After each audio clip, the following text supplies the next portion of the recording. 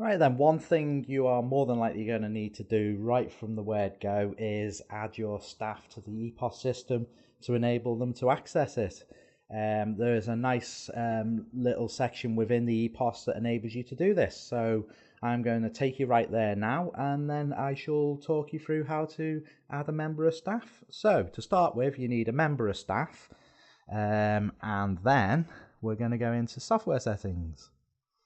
Once in here, you can see straight away we've got various users that have already been added, which include the username, account level, whether or not they have a thumbprint. If you've got a thumbprint reader, you've got an avatar, which is a nice little picture they can have. The language that they are related to, so as to speak, or the language that they do actually speak. And sort order, which enables you to sort the lists in a different way.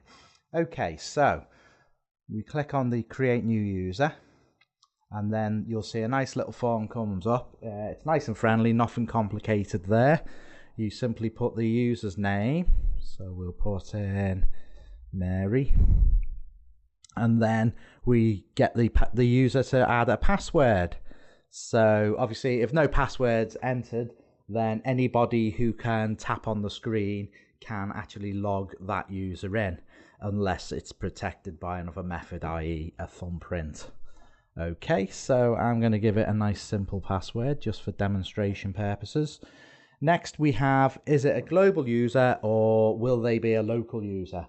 The difference there is a local user will only actually be associated with the till you put them on, whereas a global user, if you have multiple stores for example, will show up on all tills. So if they're traveling from one store to another, it's always a good idea to make them global so you don't have to add them individually to each machine.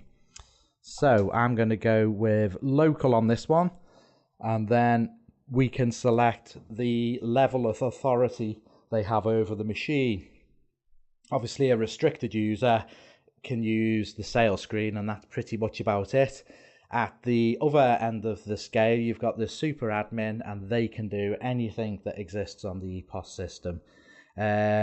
You'll also be pleased to know that each of those settings can actually be tailored even more to the type of restrictions you want. So for example, supervisor, you may want the supervisor to not be able to look at cash ups, whereas by default it is set to do so. Simply by going into the other section and unchecking that, you've actually changed the supervisor restrictions to your own tailored needs, basically.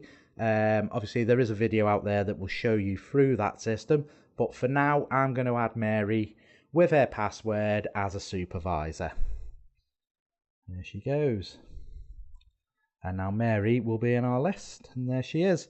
You can of course then add avatars, etc. So we can go through the list very quickly just to give you a brief rundown. You can get rid of the user, you can change their name, you can alter the password, change their access level, change the avatar, where you can actually get avatars online. There are videos for all these, but bearing in mind that it'll help you through.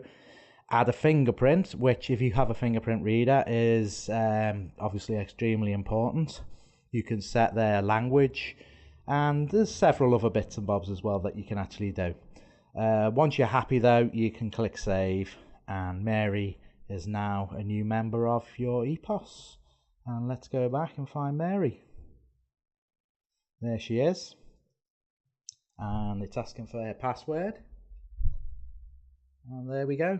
Mary's ready to trade. All nice and easy. Thank you for listening, and I'll catch you later.